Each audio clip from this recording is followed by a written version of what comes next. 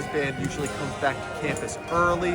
We practice for a couple days, and then we play in move-in just to give people something to listen to while they lug all their stuff upstairs. It's pretty nice. You can hear it almost all the way all across campus.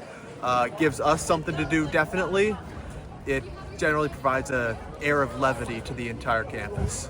So jazz band, you have a collection of saxophones, trombones, trumpets. We have a rhythm section that has a drum, a bass, and a piano, and all kinds of other fun stuff. We have a tuba player, so sometimes we throw in some unique stuff there. I love playing. I was abroad last semester, so I didn't get to play.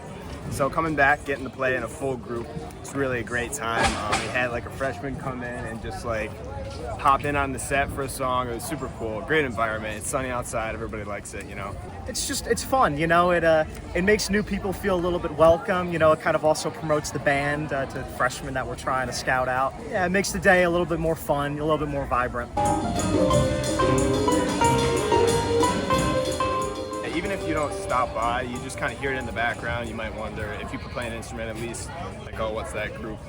I remember hearing it when I was a freshman walking by. Yeah, so we're going to do a concert in October with the drummer for Michael Bublé.